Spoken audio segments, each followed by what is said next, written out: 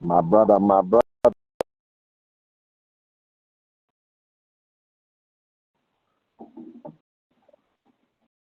There Can you hear me? you are, sir. Yes, sir. You hear me? Okay, cool. Yeah. I got you loud and clear, man. I forgot the little trick of the trade is you got to cut off your Wi-Fi Oh, when yeah? you're out the house, at least. Yeah, I learned that the Oh, okay. hard way. Yeah. There we go.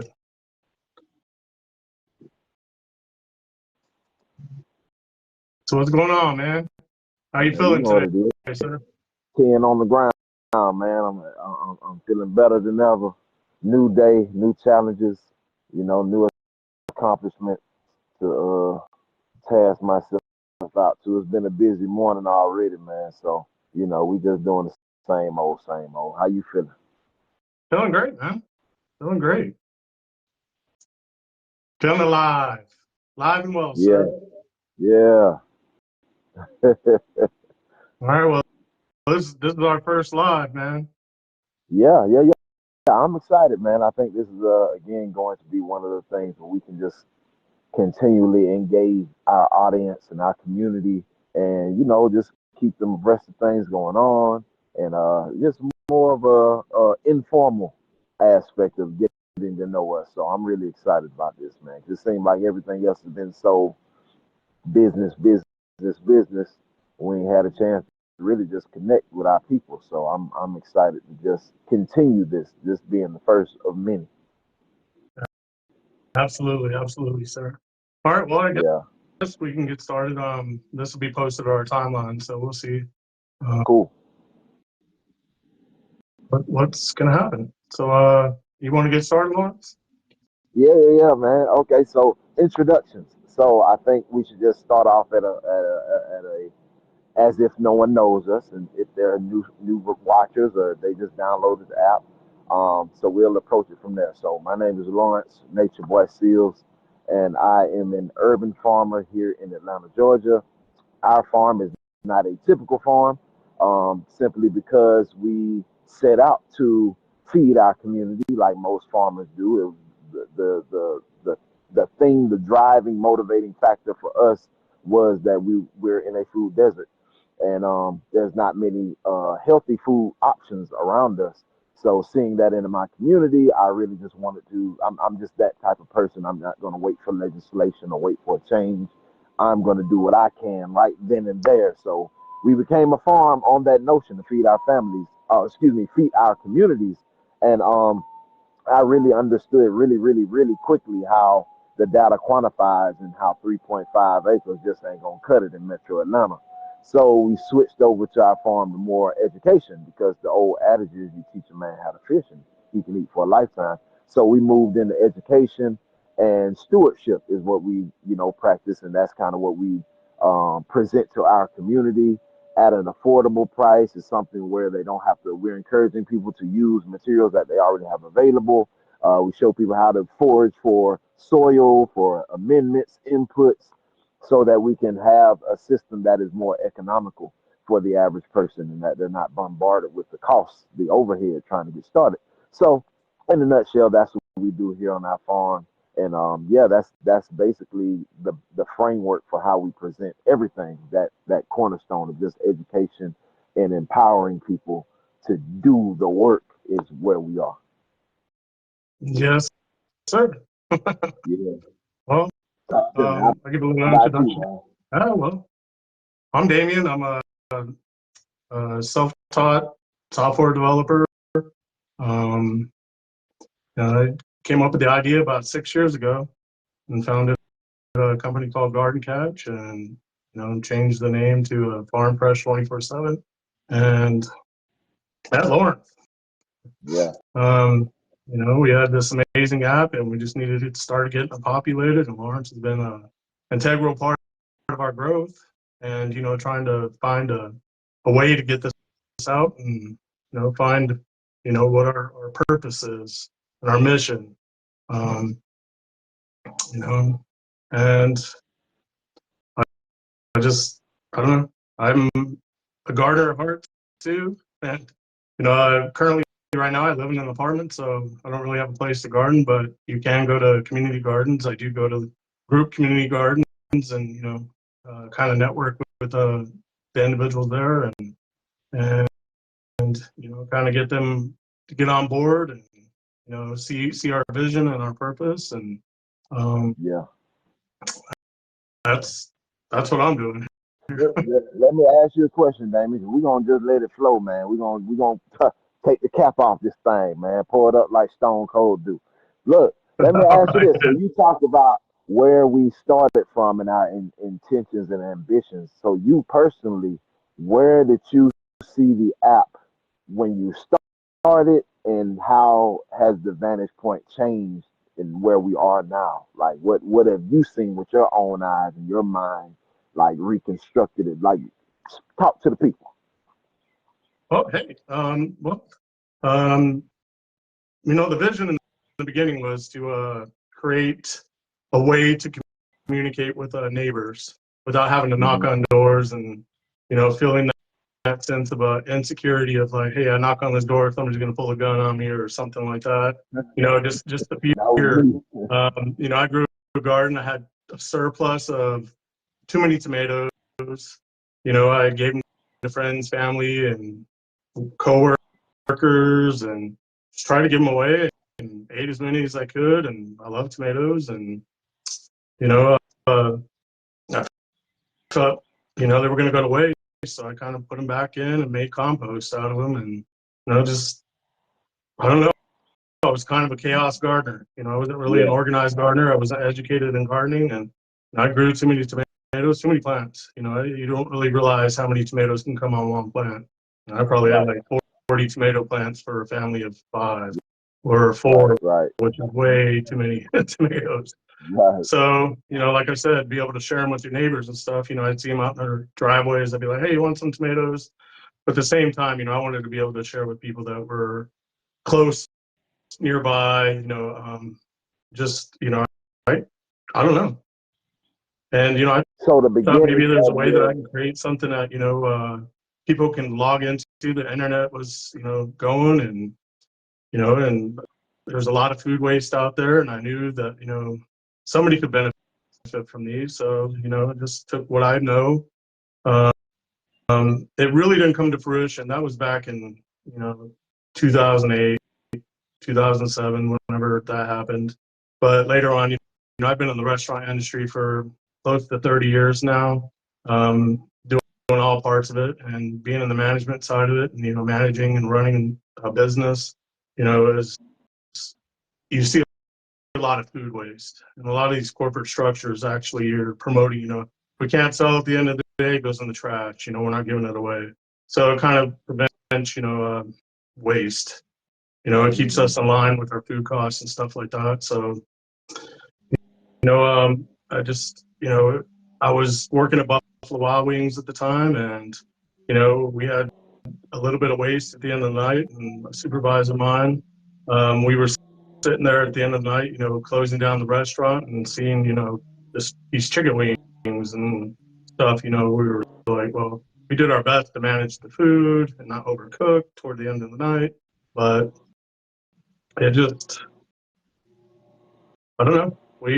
I said, man, there's got to be a better way to do something with this food. Yeah. So I talked to him. I said, I'm gonna go home tonight. I had an hour drive from there to my home, and I just kind of like thought and was thinking, like for a solution.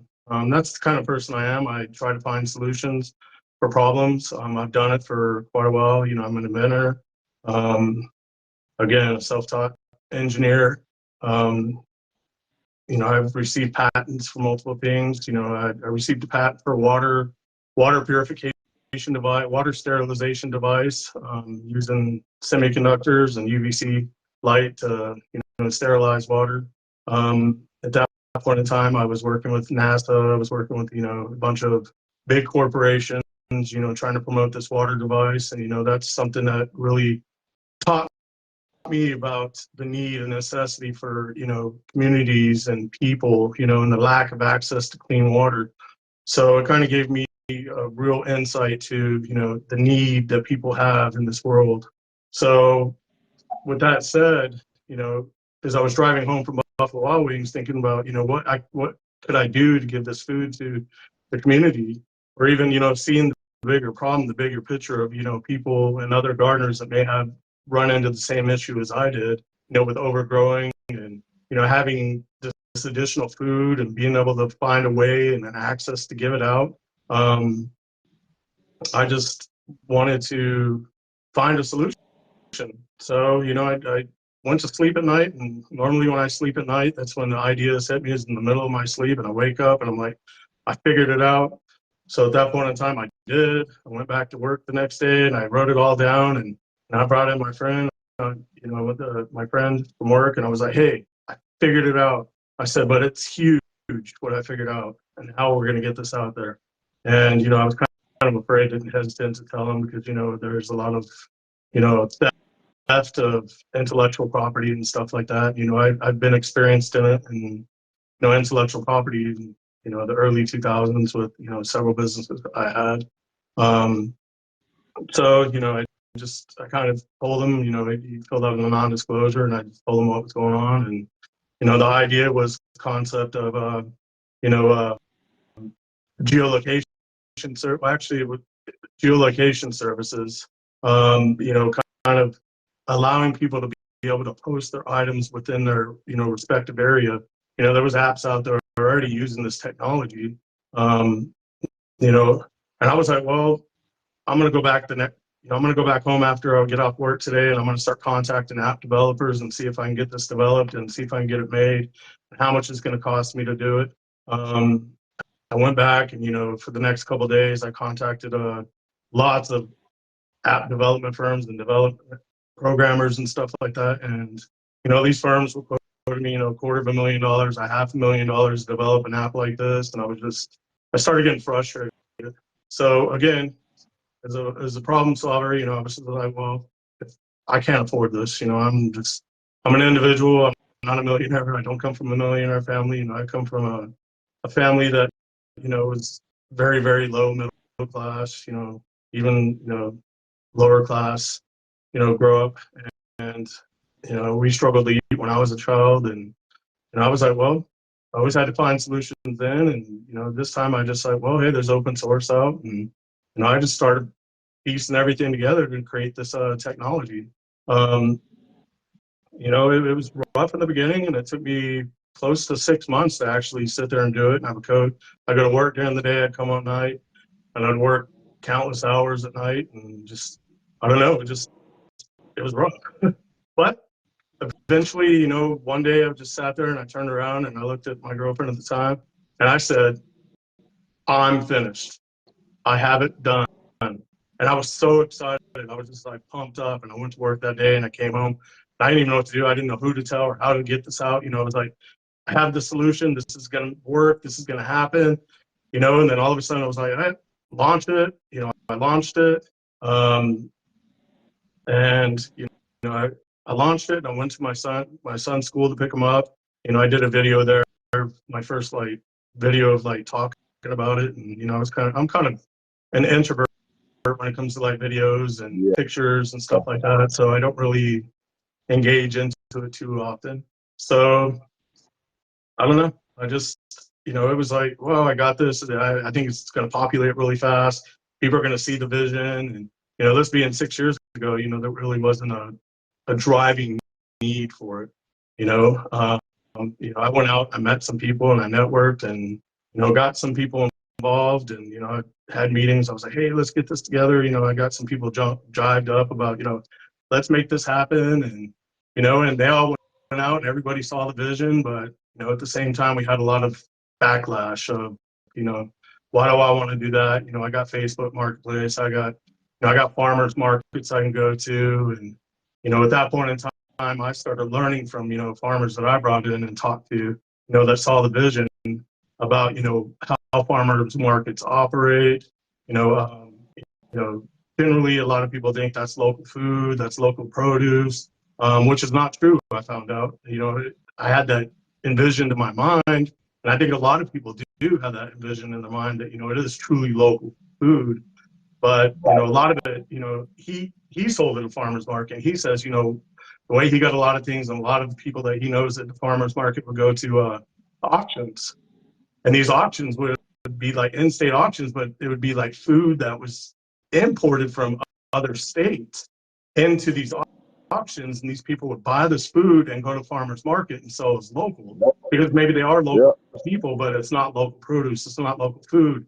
At the same time, you're not knowing who's growing this food and how it was grown, and where it was transported from, what it is. And Yeah. and it started opening up my mind about a lot of other things and how food is, you know, uh, transported. I mean, it could be grown in Argentina and then shipped to China to be packaged and shipped back to Argentina and then shipped to the United States. And, it's just, why should our food be picked in like California and then shipped to China for packaging and shipped back to the United States? And I mean, that's the way the food chain and the food systems are now. And it's crazy. And, I Yep. started seeing this, and, it's just like, well, I don't understand how people are just not pouring their items onto this app and using this app, because this app actually genuinely connects people, within, Lawrence and I always say, it's like in footsteps, to your neighbor. You can connect to your neighbor, and, I pushed and pushed. We got a lot of products on there. It's about, stocking the shelves, and then the users will come. I had a lot of people that wanted to buy from the app, but we didn't have anybody putting things on the app. So, it just took a little bit of time and a little bit of networking, and that's where, I met Lawrence. Lawrence, we connected, and, he saw the vision definitely right away, and, I felt like, he was a good fit, and, we brought him on. I brought him into, the company, and, to let everybody know that, we're a two-man operation here. We don't have we're not funded by corporate entities. We're not funded by anything. We're self-funded, from hour to hour work that we've done. It's just, we're not huge salaries or anything like that. It just, Right. I've devoted my time, and he devotes his time, and it's just like, we're a fit. I take my technology background, and, I have a degree in technology or information technology, and, I take that background, and, I kind of maintain the back end, and, answer questions, and, you know, uh, make sure that everything's running, and, you know, uh, we have errors and stuff like that. That's my job, is to make sure that, we're functioning on a daily basis, which sometimes can be a 24-hour job. I'm working throughout the night, in the middle of the night. I don't get sleep. I have to get up at 1 o'clock and, fix something or just make it operate. And, I get a lot of feedback from Lawrence and, the user base he's built. And this is, Lawrence, that's where it is. You're the one that's actually come up with the methods to, actually populate this. And, with, your grinding and our communication back and forth about, where do we go from here, and Mm-hmm. how do we do this? And it's just like, it's test. We're testing this, we're testing that, we're testing Yeah. this, we're testing that. And slowly we're starting to find that niche. We're finding that way to get, you know, our vision out to the people, and, Right. and right now it's like, it's clear. It's clear to me. Yeah. And, I'm just speaking for myself. And I think, it's clear that, we're a community-based program now. We're a community-based application, and we need to grow into these communities, these deserts, food deserts, and, you know, um, people that have lack access to, fresh, wholesome, food, nutrient dense food. That's what we're looking at. Things that you can actually question the maker and the grower, and everything of like, what's in this? Is there synthetic ingredients? Is there, you can ask, and you can actually make a judgment yourself by just looking at them and saying, hey, you know, um, it's, you know, it, do I believe this person? And if you Right. don't, you can make that judgment yourself and walk away. But Right. if you do believe him, and, you feel like, hey, I can trust this person, at least you have that factor involved. You're not trusting a big box store saying, hey, this is local and this is good for you, and this is what they say is in it. But, Right. Right. that's hearsay, Yeah. Transparency, man. I think Yeah, exactly, transparency sir. is All the right, go ahead. Give you some main. time No, here, no, man. no. You good, man. I was gonna keep feeding you, Well, man, go because ahead. I'm I've never run always live, online. man. So yeah, one of the big things is that I took from this is mainly, I was one of the ones out there knocking on doors, like the little old church ladies on Saturday and Sunday. I was out there for real in my neighborhood, knocking on doors and passing out flyers and trying to do anything I could to get people to collaborate, if you will. This before, prior to Farm Fresh 24/7, I was just trying to get, um, the word out to see if there was any gardeners in my area. That's all I was looking for. Other gardeners, other micro farms. Let's just create a network. But I was really exhausting myself because it wasn't. It most of the time it was not fruitful. I felt like I was making some good conversations and good, da da da da, but it never amounted to anything. And I was saying to myself, like, just like you, man, there's got to be a better way. There's got to be a better way. And when I came upon Farm Fresh 24/7, it literally filled that gap. It literally filled the void of, okay, this is an easier process. I can send somebody a message with the app and get them over. Or I could do 100 of them a day in an hour. And it doesn't cause me to, leave the house and get calluses and carrying around a sweat rag. And that's just never a good look when you walk around on the south side of Atlanta. But um, I feel grateful because I know that, we found each other through a passion and a purpose. We're aligned and we're literally on the same path. And this was, oh man, this is just beautiful because we are Divine creating the intervention, community. man. Yeah, that's it. Divine intervention. And I tell you openly, I tell everybody like I prayed for it because it was something deep down that I felt was my calling.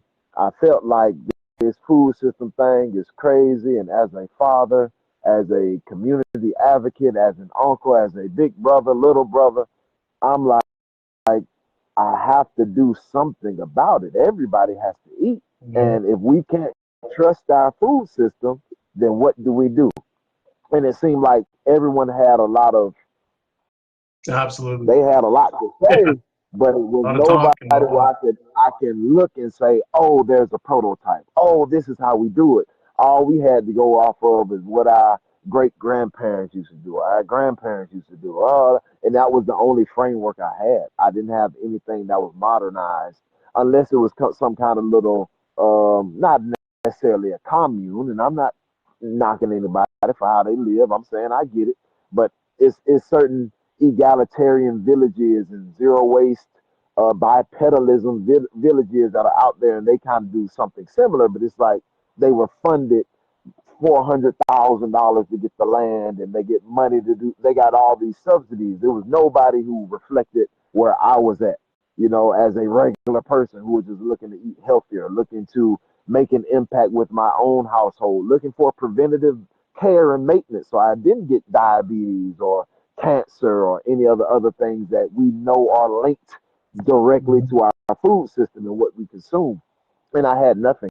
So with you and I and our energy, man, and how we kind of complement each other, not even kind of complement, very much puzzle piece each other. Is I can feed you Absolutely. everything that's happening out here in the streets, and then you're taking it and putting it on the app, and it's like we're flowing like a well-oiled machine, man. And it's beautiful because people are starting to see it, they're taking note of it, and they're using the application in the way that we're saying it works, man. Like, and it's like, no, this isn't about, um, it's not about making money. Like the first thing you said was about you wasted tomatoes. You felt bad about just wasting good food, right? Then you go to your job and you feel bad about wasting good food. So the root of your solution is in food waste and access. So if we don't waste it, it should be somebody able to access it. So we don't, you know what I mean? Mhm. So that's where your framework came from. Mine was more so let's educate people on how to grow. Now we can have more food that now if we can work together now again that those two parts intermingling, the zero waste methodology with the actual application that we can use to find each other, and we've created this new system, and money never even escaped our mouth. Yes, we have to make money to make this thing roll, but it's beautiful to be in a space where we can trust that the intention is solid. It's Mhm. about people. It's about progression of humanity. It's about us getting back to a balance to where we're co-creating with nature and we're understanding the push and pull, the give and take, the prosumerism, right? Yes, The sir. reciprocity that's built into the app. And I'm just really elated to even just be able to say this online because, again, these are conversations that you and I have all the time, but nobody else gets to witness. And Yes. I think, us sharing more intimate views on the system, personal views on the system, is going to give light to actually who is behind the company. Like you just said, nobody knows it's just you and I, right? It looks like it's a huge app, but we really just out here thugging. We really thugging for change. And yeah, man, it's beautiful. What do you feel like is the biggest problem that we're facing with just the app in its forward motion as it progresses through the interim? What do you feel is the biggest problem that we're coming up against right now? I know I don't know. that's a curve.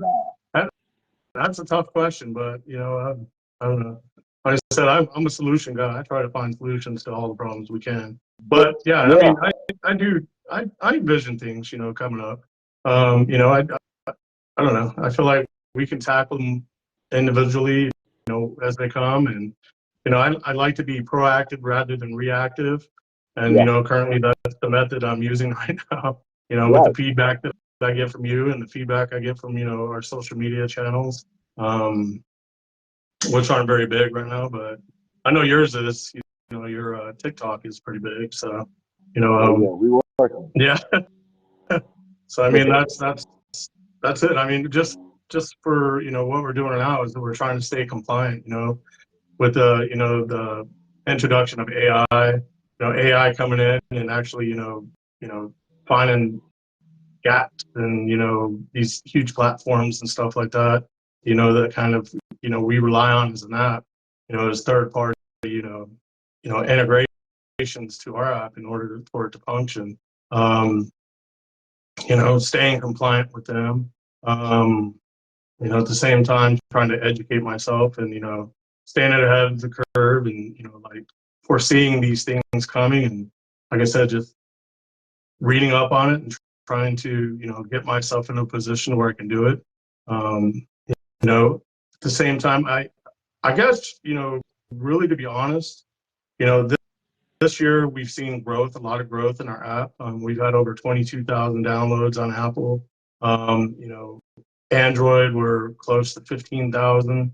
That's just showing our growth and our peak. I know one day we had over 7,500 downloads on Apple. And that's kind of where I think we're going to end up, is that people are actually going to start seeing the value, and we're free. We operate this app. It costs us to operate it, but at the same time, we want to provide it for free. So this way, people do have the access to the food. And the growers, bakers, and makers out there that can post their items. So this way, people that are around them in their community does have access. Local access to the stuff. And it just the growth, I think, is like the biggest thing that I Yeah, see. And our yeah, growth yeah. and the inability of a two-man team to be able to operate this. Right. Honestly, in my vision, I'd like to start seeing more people like you join forces with us and start growing this in their communities. And kind of using the framework and like we talked, Lawrence, you built the prototype and the prototype is actually functioning. And, your community's actually, networking with each other, utilizing the app, posting and, meeting up with the people in the app and meeting with their neighbors and their community members and, creating these transactions and keeping, the money in the local economy, just the local economies. And, I'd like to see that. I like to see, but we do have a lot of questions of people you like, I don't see items in my area and, how do I do it? And, I kind of respond back of, post your items, be the first in the area, post your items, even if you're a buyer and, you want to see this start working in your area and you're an advocate for, what we believe and, you have the same mindset we do, I encourage people to even, that's what I did here in Charleston is, other than the technology side, I had to start getting out and networking, going to, the local farms here and the local growers here, and try to talk to them. But, at the same time, there's a lot of hesitation because, technology scares people. Yeah. And, and that's a big thing. So what I did is I took it on myself to, go in and purchase some items from it and post it and, and say, hey, this is where it came from, and, put their address there and, say, hey, why don't you just, this way when people look at it and they click it, it's like, there's the address to the location, this is the business, or this is the farm, and these are some of the items they had, and it's an ever changing, process, with the fresh items, the fresh stuff you can get locally. And, that's what I did to kind of like, start populating it here, with some items. Um, you know, and and there's a feature that that's built into the app. That if you're a seller, you can actually use this thing called analytics. It's called Insights within our app, and you click that, and you can actually see how many people are being driven to the product, how many people are actually visiting it. Just simple things to let how the products are doing. So I'm doing that with these things that these farms that I'm posting and their items, and seeing how many people are going to it. I'm seeing a lot of people actually clicking some of these farms, Yeah. and the farms didn't put them up, and hopefully they are getting traffic from it, and hopefully Right. the word of mouth comes, say, I came here because I found you on Farm Fresh 24/7, and that Hey starts man. creating an interest in those farms and creates that, hey, that reinforcement, reinforcing the idea that this thing really works, and then they start Yeah. spreading it to their friends, and then they start utilizing it, and they actually start posting their own items on their own, and just you can do it. And Yeah. the idea came from somebody that we were communicating to, and it was like, hey, well, I think it was London. She had mentioned, why don't these people go out and find items in their communities and post it for them, put it on their thing, but direct them to their location. It's a Mm. way to start populating that, and then from there, Huh. once it's populated, then people are like, hey, this thing's working. I'm gonna put my Right. items on there. Nobody wants to be the first, and Right. it's scary to Right. be the Right. first of anything in Yeah. any area. That's what I'm saying. I Yeah. like to find people, that can utilize, your prototype, and you've mentioned about education, and that's something that I've learned throughout the process of this app. Being 6 years in, and knowing that now it's education is very important. We have to start educating, whether it's educating them on the app, educating them on gardening, educating them on food systems, educating them everywhere. We're not experts by any means, but you know what? We listen and we try Right. to do our best, and I think that's key is to listen and communicate, and when you're listening and communicating, what, great things can happen. And I think Absolutely. we're seeing the fruit of our labor, Lawrence, and I'm Yeah. really excited about where we're going, and I'd like to get some of these other people utilize it, if we can get some way to get the framework and kind of like have a package, and be able to say, hey, here's the package, put it in your community. And I like, we have people that say, hey, I want to volunteer. Maybe we don't have a way to have them volunteer on our your homestead, or volunteer in my home, to help me with you know development, or stuff on this app, or support and stuff. But I mean, at the same time, it's just they can volunteer to utilize the prototype that's we've created. Right. Us, getting our knees scraped up and our elbows bruised, and whatever else, Right. trying to go through the trenches. This is really a war on Right. fake food, man. And that's what it is. It is fake Low food. I call mean, on the listen, fake food is real. Like Florida yeah. just passed a law about not being able to use fake meat.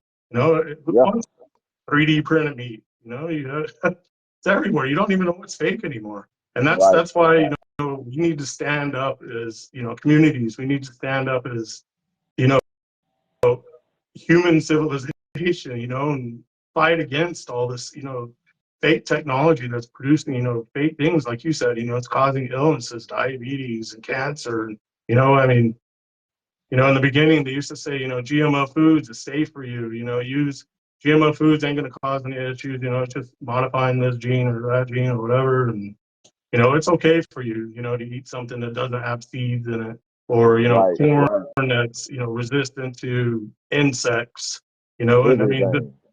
it's crazy. I don't want to Right, put anything that's synthetically modified in my body. That's something I right, always stood by. When GMO came out, I found out GMO was in a lot of things. I actually stepped back and was like, hey, that's not going in my body. And then right. after that, it's like, well, let me try organic foods. Organic is better. It's more expensive, but you're eating better. But then again, you're buying organic from stores, but you can buy organic from your neighbor. Buy it And then, from like you somebody say, that's next to you, and that. I did this in the beginning yeah, of that. That farmer that I was talking about. He's from a hummingbird farms, and he posted a lot of things. I mean, he was really, really adamant about this is the way to go. And he posted some watermelons one time, and I'm going to test the app, see if it works, and I reached out to him through the app and met up with him in a Walmart parking lot, and he had some watermelons there. I wanted to buy one, but he gave me two, and some tomatoes he'd grown, and he was kind of like promoting his stuff, and he was like excited about the first meetup, and I stayed this throughout our questions, Lawrence. He was like when his daughter jumped out of the truck and was like, "Hey, my dad grew that with chicken poop," and I was like, "Good, it's not miracle right, grow, right, it's natural, right, and I mean right, that's a good fertilizer." So I mean, I was like, I'm down. right. I'll eat it. And, like I said, I took it home. My son and I cracked it open. We ate it, man. It was the best watermelon I ate. And he said too. I wanted to try to get another one later on that day, but he had sold out. Got all his watermelons on that. I mean, in one day. So I mean, it was flowing, but I mean, he was a one man person, and he didn't really have the drive and ambition that you do, Lawrence. It was like the he didn't buy in. You put Right. skin in the game, and that's why it's just you got to do it. I got to do it. I got skin in the game. His skin in the game was like posting it up, and it's Yeah, just yeah. I don't know. My soul in the game. Hmm? You heard what I Yes, sir. said? I said my soul in the game, not Your skin. soul. Yeah, Yeah, I my hear it. My soul soul in is the too, game. man. Yeah, my soul in the game. Yeah, skin. It's over with. So yeah, man. I think for me, the biggest thing as we ascend, I think, or attempt to ascend, I think just word of mouth, the marketing aspect, like you say, like it's a two-man show. I think that's the toughest part. Coupled with that is the growing need to, you know, I'm not going to say monetize, but provide ourselves with enough sustenance to sustain. But again, as we grow to these communities, or we're reaching to these communities, to have people in the area already aware of the strategies we're using, the techniques that I'm using here on the farm, how to use the app, the educational aspect. And it's just Yes. like that's a part of the marketing, and I'm like that's where I see the biggest um, need. I think that's the biggest need for us is just to have people in places that can teach. And for right now, we're coming with the digital aspect of education, but nothing beats peer to peer. Nothing beats in person. And until we get there, we're going to use what we have. The digital aspect is very much like a monster. We can talk from state to state and we can get information across, but nothing beats being in the space of somebody and having that energy reverb and kind of sharing that moment. And that's really the essence of building a community.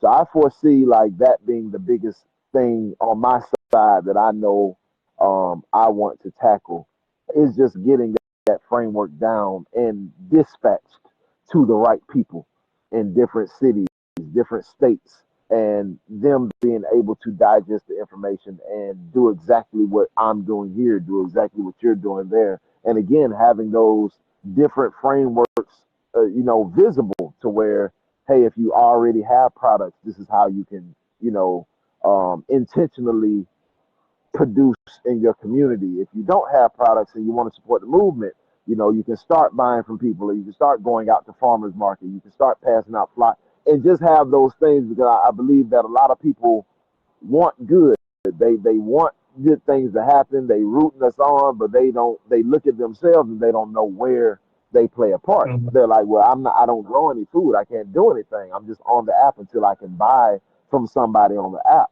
And it's like, no, you can add value to the movement, right? Add value to the community that we've built. And it's just like that simple. Like people, I think people just have to see it. They have to be told that it's a way to, because I think we're so conditioned to only money being the tangible resource that is needed for, because when we're talking business, we're talking commerce. And that's Yes. why, like you said before, it's essential to identify our mechanism. It's not commerce, it's community.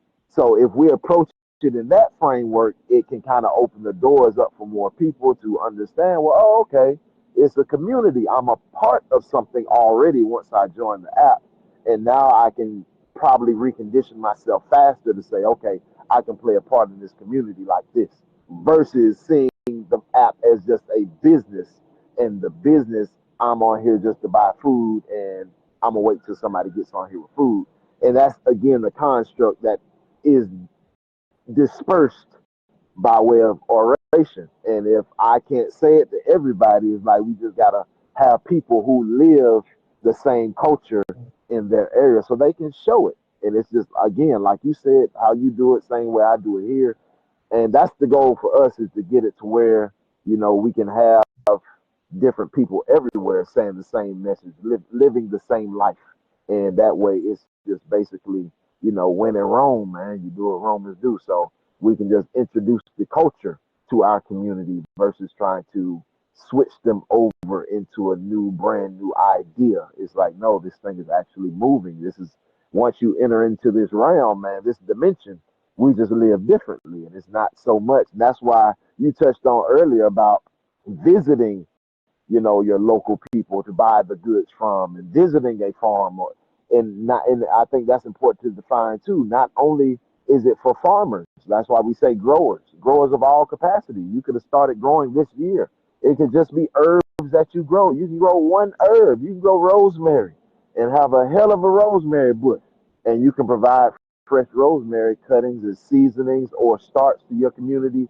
You would be playing a valid part, like a valid part.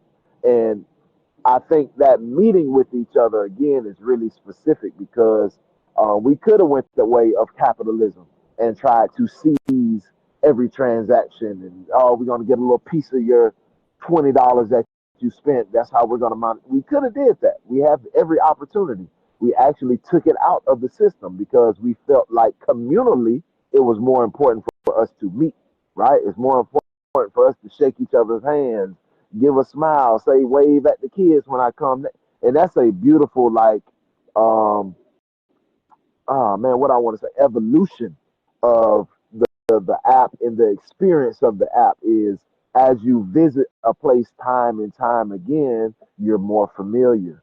If they did have kids and the kids were outside playing and you got kids, you might bring your kids next time. Say, oh, wait, the old little Billy over there, or a little, and it's just like you'll naturally start to create that rhythm to where if y'all do have similar interests and similar lifestyles, it's easier to connect. And again, that's just being able to meet in person, being able to understand that it's people out there just like you, who don't have it all, who hasn't been born into a agricultural family. We don't have agricultural background. We're just people who saying enough is enough. And if I don't have it, I'm gonna learn how to do it. And while I'm learning how to do it, I'm gonna buy it from somebody where I can ask where the ingredients came from and what your inputs are. And that's just really, the important. I just want to tease that out because you said a lot of good things, man. I'm trying not to jump in too much, but No, yeah, go man. ahead, I think that's where man. we are. That's fun. Good stuff. Yeah, no, I think that's where we are, man. Is where we're just starting to again understand the magnificence of the word spreading, and again just treating it differently than just something that's commoditized and calculated as loss and profit sheets. And it's more about like literally getting to know your community, your actual community, the people that you might be able to call or should be able to call if y'all's relationship got that strong. If there was something going on with your house, if there was any impending doom, or something happened to where you just needed help. And I had that experience. And again, that's again the compounding interest of using this app and shopping with people in the area builds the community to where we lost all of our farm animals one time, and it was in October of last year, 2023. October, we lost all of our sheep. We lost all of our chickens, laying chickens. We lost a couple of our rabbits, and it was the community that actually came to our aid. It was our physical community who helped dig the holes to bury the carcasses and help clean up. And then it was our physical community who helped get us back on our feet with donating animals of their own. So we had people donating 2 or 3 hens here. Somebody went to an auction and bought us 7. We got offered pot-belly pigs, goats for free, and it's literally our community. And that's faster than any insurance, farm insurance, renter insurance, ever that I've ever had as a farm or just as a person. Like this is the most security I've ever felt. And again, that's what we're pushing. We're pushing the power of community, the power of collective economics, the power of collective ascension and manifestation. Like we know where we're trying to go. And again, it's Absolutely. just we're living it, man. So I'm really just you can tell, man. I'm gonna get fired up, man. You know how we get down, man. We do, man. I know. That's Yeah, the beauty man. of So it I'm all. really excited. Yeah, absolutely. What other questions you got, man? I know you wrote some stuff down. Do we have any frequently asked questions other than well, I guess that would be my thing, but Well, I don't no, even this is more of just, today we wanted to cover, our mission, our purpose, our vision. I think we've done that. is it There are some simple little 11:15 already? questions. What was that? Is it 11:15 already? Oh, no, no, no, no, not yet, man. Oh, No, no, okay. I was gonna say, we're man. not cutting out, man. I was just Oh, saying we covered okay. that with our Oh, discussion so oh. far. But I mean, some simple little questions that people, actually, communicate to us about, what one simple one is like, why when I try to post a product, my image isn't being uploaded. You do hear that a lot, quite frequently on your side, and I'll let you answer that, like what you let them know and how they, how we've, got around Yeah, that. yeah. So that is definitely a question I get a lot. I haven't gotten it in a while though, but it was definitely at the forefront, and I learned through just trial and error, understanding if you take a picture of an item, you can't have so much background, right, with other items close because the camera's taking in the pixelation of the whole thing rather than the smaller frame. So that's basically what it is. It's the picture's too big, it's too much detail. So the simple answer is get closer to the item. It's kind of like if anybody uses those plant identification apps, if somebody out there uses them, you got to get to a single leaf. So I'm gonna pick a collard green leaf right here. Instead of showing the whole plant, right, and saying I got collard greens, I'm going to show the leaf, right, and say collard greens. And that's a better way to get the camera to refocus and resize so that it's the size desired to be able to upload. Other than that, you're going to have the pixelation and too broad of a spectrum to be able to upload. So, yeah, I had to figure that out, man. I don't want to be too technical about, like some of the reasons behind it. Some technical back ends of that is that, maybe, your camera, you have the resolution to be ultra high definition, which is going to create a higher file size. You know, Right, um, some things I say is maybe go in and, reduce the quality of the image. This way you're not having such a large file size. We limit the file size because, it all goes into a database and we store the information, and, you know, storage of information costs a lot of money. And, you know, um, we're not Google, we're not these huge conglomerates, right, we're trying to work on a budget friendly, operation here, and just have right, functions to where we can get to the point where, eventually we can get, a foundation or somebody that believes and really, says, hey, this is something I like to be a part of, and, you know, um, help us get, build that, and right, you asked that question earlier about, some things that I do see is, with the growth, I do know that, our back end is going to have to be, growing at the same rate, scaling at the same rate as, our growth. And, that's something, we need to be prepared for as well. Um, and it comes down to images. You know, Yeah. you know, a good thing is that, you know, what I have seen, and this is something I also wanted to like mention too as well, is that, you know, we've discussed it, is that, you know, right now we're kind of on a budget. And with that budget, you know, we do have a lot of people that do in their communities end up, you know, reposting an item, but not reposting it, but actually taking another image of it and reposting it. So now they've got two images of the same item, you know, on the database. You know, this is just technical stuff on the back end. I know a lot of Right. people probably won't understand, but you know, Right. it occupies space, and with that, you know, space costs money. Right. And, you know, and you know, right now it's just, you know, I encourage people if they'd like to, you know, have their products, you know, up at the top. You know, I've done um, some listings myself on there to kind of show people, you know, what we have to offer. We do have a local spotlight offering, which is a tag that goes onto your product, and it automatically puts your product at the top of all listings, basically worldwide. You can go to the worldwide; it'll be at the top. And I mean, you can kind of see that one of the products I posted on there. We do have another tag on there called local business, which you can purchase, and you purchase that, and what it does, it puts a tag at the top of your page. It kind of makes it stand out, and it puts your product or your business at the top of the listings in your community. You know, so I mean, when somebody opens up the app in your community, you know, your listing's already at the top. You know, and it says local business. You know, and at that, it always places it there for, you know, the set amount of time.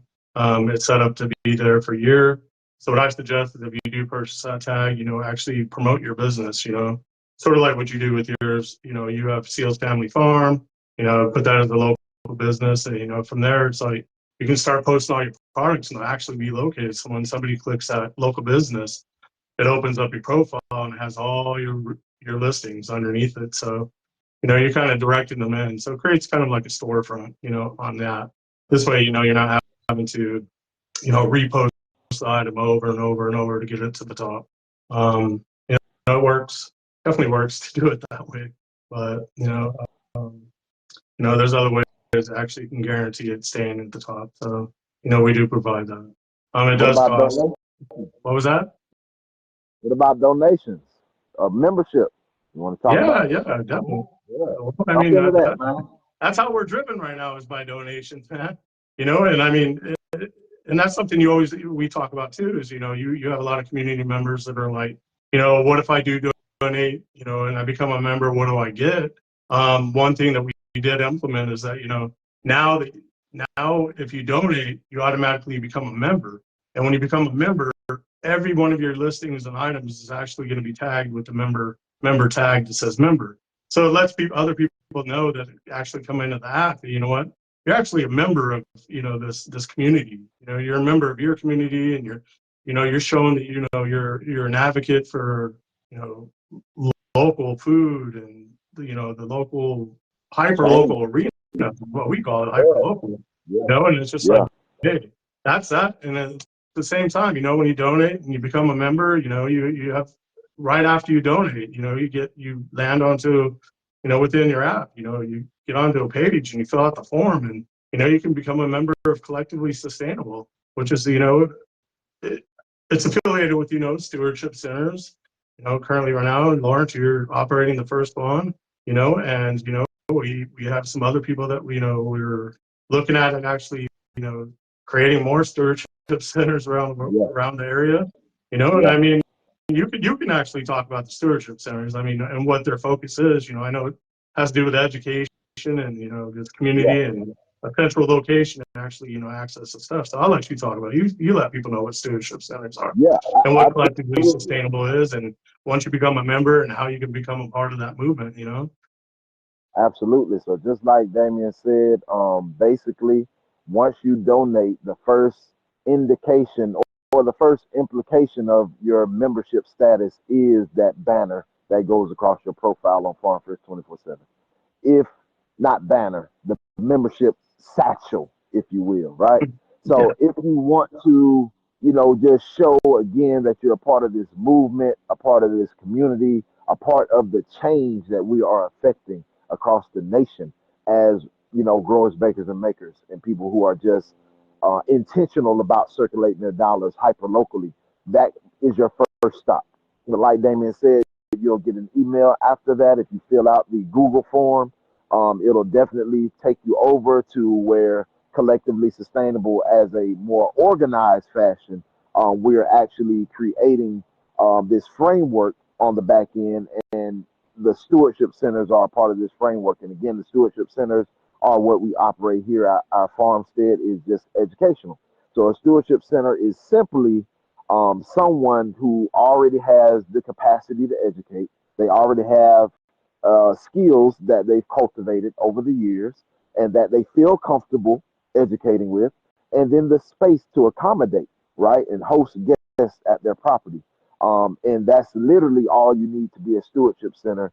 And again, the intentionality behind the stewardship centers is us saying, as regular individuals who have the bandwidth, we're going to educate our community. We're going to teach our community how to fish so that they're not dependent on the system and they're not dependent on us. We're dependent on each other.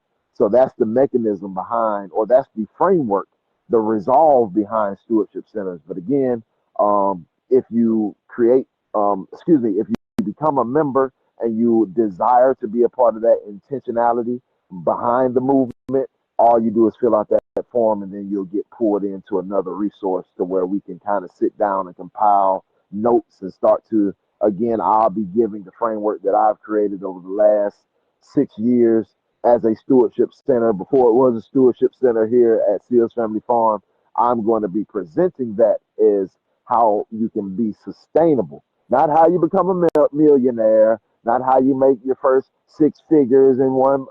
We're not selling that, right? We're selling change, right? We're selling, Change. this is how you impact your community. This is what you can do to remain sustainable so that you can continue pouring into your community. That's what a stewardship center does. And that's what we're showing with our donation based demonstrations, our hands on workshop applications, and our tours in agritourism. Mhm. That's basically the three facets that we use here to, again, sustain, to market, to bridge the gap, to connect community together. And the biggest part about stewardship centers that I feel is the most important to me is the understanding of what socials, the impact of what socials have on building community. So again, so before I was a farmer, I was a community advocate. I was always into community building.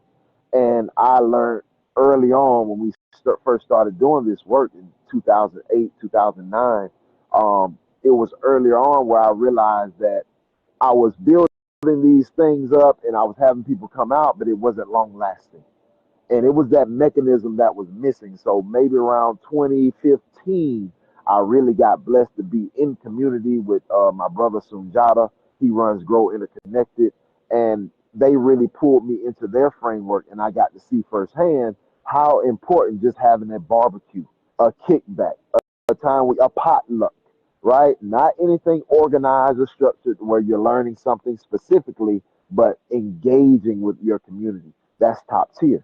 And that is again what we're showing people in, the stewardship centers, the magnificence of just literally breaking bread with your community. Literally breaking bread. Why is that so important? Why is that a saying? I'm giggling as I'm saying it now because I've never used that Mhm. terminology, but it's literally breaking bread. Everybody brings Mhm. something to eat, and you instantly have that synergy because everybody's getting fed and the food is bomb and the music's playing and the kids are running around, and you feel this sense of security.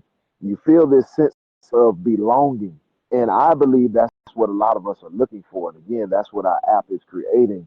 It's just an intentional community of growers, bakers, and makers so that if something was to happen with our food system, if we choose to walk away from the big box grocers, if we choose to start growing, baking, or making products of our own, we have other people in our area who we built bonds with, right? And again, that goes back to that transparent model to where we can say, hey, Damien, what did you fertilize with?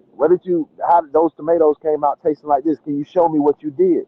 I'm getting to hear complete transparency from you because I can see you. You probably gonna walk me over to your garden area and show me like, okay, this is what I did.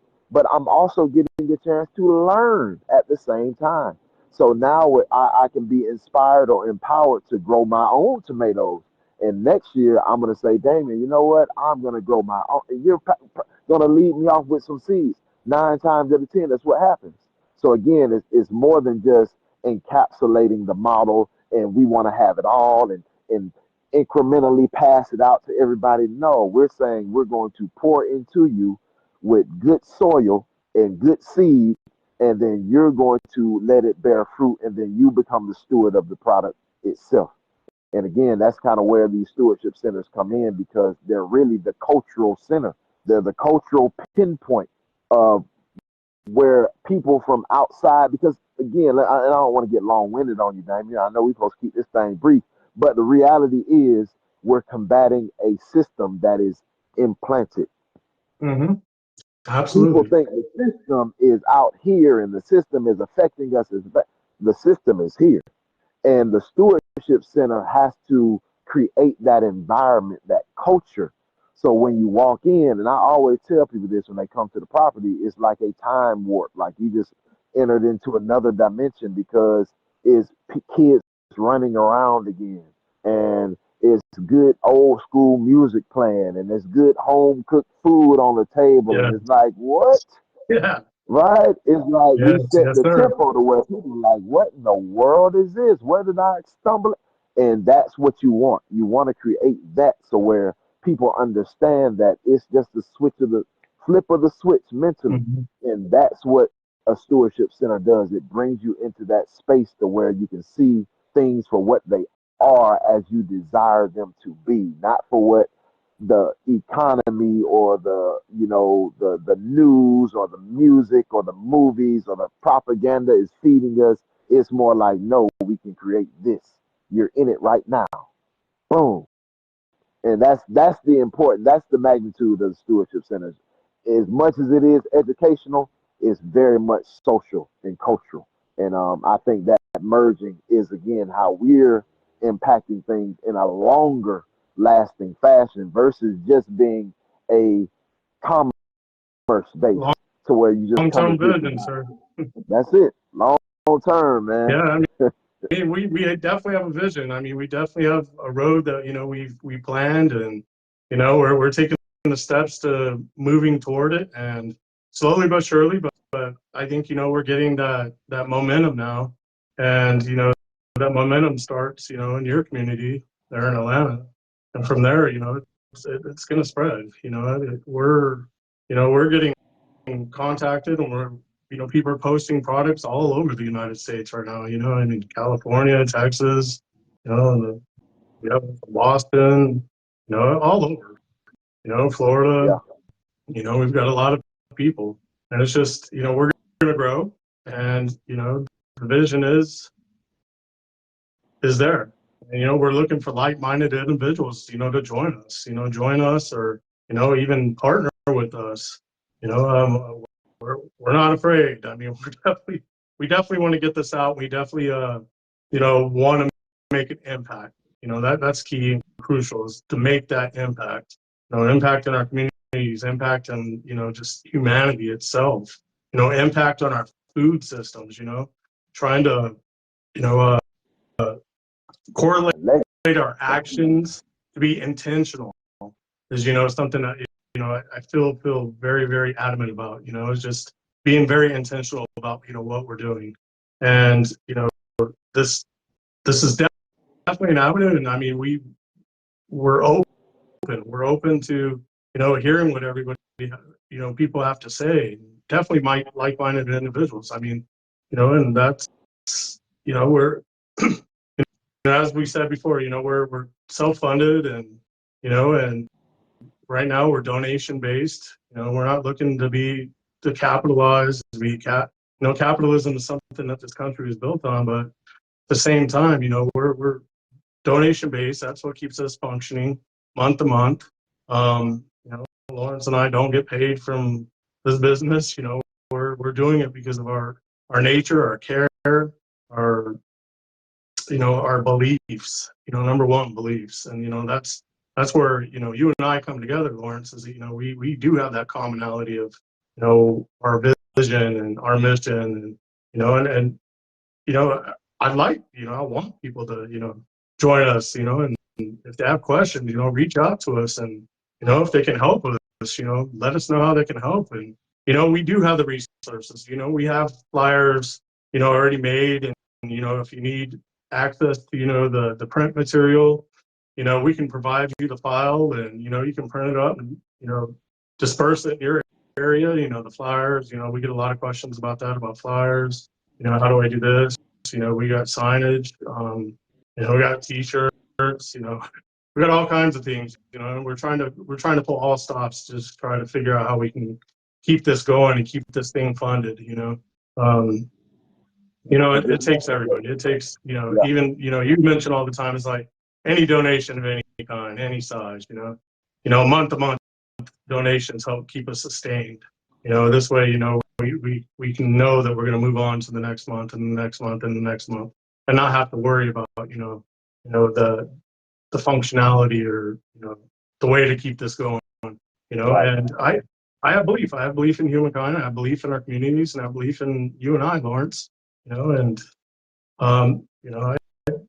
I I don't know. I'm excited. I'm excited about where we are now, and how we Yeah, got through the adversity, and we're we're going, man. We're going places, and we got a lot of good ideas, and we're open to other ideas and how we can make this happen. And you know, we don't know everything.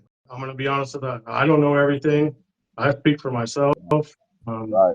no, I'm open to things. You and I did that talk at Mars University for the Organic Growers Association. I mean, that was something that opened my mind to hear some of the feedback that we got from those people that that actually are involved in these communities, and involved in like permaculture and all this stuff. I learned a lot there. That I didn't even know. And Right. like I said, it's entertaining to see what kind of impact that we're going to make, and if we can create you know community on our Farm Fresh 24/7 app, people that can assist us and help us move the needle forward. That's what we're looking for. Definitely, I feel like we're looking for that. I mean, it's not that Absolutely. we can't do it ourselves, because we've been doing it this long. Right. You know, Right. Right. and it's just, I don't know. I think it as a movement, we need. All We're gonna hands on make deck. it. I know we are. And Yeah, absolutely. And I think it's important to kind of fixate on the donation aspect, right? So donations can come in many forms. So yes, money, currency is needed to make this thing go. But if you don't have the money, don't feel like you can't donate, right? Don't feel like you don't have anything of value. You can definitely do like Damien said, get the flyers, get it printed off. Possibly, even if you can't afford to print the flyers off, you can have a digital copy of the app. You can go to a farmer's market and show people the app. You can contact people off Facebook Marketplace and say, hey, it's a wonderful app where you can do the same thing, but it's a group of intentional community members over here who are going to buy the product from you. These are other ways that you can also donate. You can donate your time. So if you don't have all the money and you can't give $20 a month, you can do $5 a month and then spend 30 minutes a week donating your time to the movement. It's all kind of ways where you can customize it to fit your needs and where you are as a person. From people who don't have land, don't have skills, like you said, you can definitely go out and start to purchase things from other farms. You can go out to farm stands, take pictures of their items, post for them, right? And lead people directly to their farm stand. You don't have to answer any messages. Just say the general information, open from Monday to Friday, 9 a.m. to 3 p.m., whatever the farm stand rule, and you can do that. So we can help again the older generation who is the backbone of agriculture right now, who are subsequently phasing out because it's a skill set that was really not pushed to our generation and the younger. We're kind of resurging the agriculture community now, but it's those elders in agriculture who don't really have the bandwidth to work social media. They don't understand the apps. They're the ones who are scared of the apps. You know what I mean? And they're like, I don't need it. I've been doing fine, but they can do way better if somebody else was there to assist them. And that, again, we're talking about education. And it's like, hey, you can go there and assist them by taking the pictures and creating the post for them on their behalf. And again, your value that you have towards the movement is undeniable because we need people on the ground level, that geographical 50-mile radius. We need people everywhere spreading the message. We need everybody spreading the message. It's going to take everybody. So if you don't have the money, have the time. If you don't have the time, put some bread up. If you got both, start shopping with people in your area. Start supporting people in your area so you build the culture of how it works and how it functions. And again, like you said, Damon, I feel it. It's already happening here in Atlanta as a prototype, and we got other cities coming up fast. And again, it's just so necessary. We're just basically nurturing what people are calling for. That's the need for a transparent food system. That's a need to feel like you're a part of something that's steering us back on course as humanity is concerned. And then you're part of a community where you feel like you matter. You're doing something that matters. I think that's what we're all. I think we're at one of those proverbial, man, what is it called, man? When you have that that moment where you're questioning life and why you're here. What is that called, man? I'm not Damn. sure. Oh man, I want to say it, man. It's gonna be in the top of my tongue now. But robots, they say robots have it a lot, right? It's like one of those moments where, why am I here? Who am I? But anywho, I feel like a lot of us are having that moment because we're in a system that is crumbling, and we're trying to find some stability. We're trying to find ground that is solid to elevate us to the next point or just to be able to stand on. And I think the community in that need to belong to something where you matter is at the base, at the soul of everybody's resolve. And again, this app coupled with the movement, coupled with the community and what we're doing in this micro to macro level is getting everyone access to that feeling and that community. And I'm just excited to really see it happening in real life in real time. And yeah, man, I'm just blessed to witness it and blessed to be in a position where I can add value, as a person. Well, yeah, that's the vision. I mean, that's the dream. Honestly, I like to see Farm Fresh 24/7, become a viable business. This way we can start employing people and, creating, giving people an income, that actually, are aligned with our vision and aligned with our purpose and our mission, and I foresee us doing that. We talk about growth, and, with growth comes jobs, and, and that helps our local economies too, and that's definitely, Stewardship. it's, Yeah. it's going to be several kinds of jobs. It's going to be technology jobs, and it's going to be, True. marketing. People out in the ground. I call them ground warriors, and just, just I don't know. That's where I foresee. That's the vision. Is that we can as a business start employing people, and at the same time, really really work this mission. What we're doing, and we need help, and you know, I'm confident that, we're going to find that help, Lawrence, and, I appreciate you, and I guess we're just going to end this live with, next week, I guess I think we want to focus, we're going to try to focus our attention to, you know, the value of Farm Fresh 24/7 in our local economies, how the value is, and, why we're doing this, and what kind of economies we can build in our local communities, utilizing this app, and our our methods of what we're doing right now. And, and you can actually, Lawrence, I know, you can kind of outline that value and show people, how it's actually working in your community, and, show, how it's benefiting, your community and the local economy there. So, again, that's proving proof of concept, proof that the prototype is working. And right now, this is next week. I'd like the next discussion we have is that we talk about how we you know how we are creating that value in our communities. Whether it's monetary, or whether it's health, or that All the above. yeah Yeah, yeah yeah, yeah yeah, yeah. that community just connections. The community just knowing people, breaking out of our Yeah, shells and yeah, stuff. So yeah.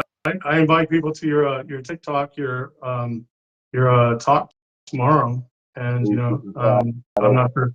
Food System Fridays TikTok, Yeah, Farm Fresh yeah, yeah, 24/7 underscore ATL, yeah. and we hope to see you there. And Lawrence is on there. I invite you to follow me at Farm Fresh 24/7 on there. This way, I can get my following up and join Lawrence on his TikTok lives, and we can get this out to more people. So Absolutely. um, we're hitting every avenue we can right now. So I want to thank everybody that actually takes the time to watch this live. I know we didn't have too many on today, but it'll be on the timeline for other people to see. And we invite your comments, and we look forward to answering any questions, and hopefully we can provide the answers you need. You got anything else to add, Absolutely. Lawrence? No, that's it, man. Put some paint on it. They say put paint where it ain't, man. Get out in the field, do your thing, grow some, bake some, make some, get in contact with somebody in your area and push this mission forward. We are our only savior. It's up to us. Yes. All right. I All right, sir. appreciate y'all as well. All right, man. We'll see you, man. Yes, Bye. sir.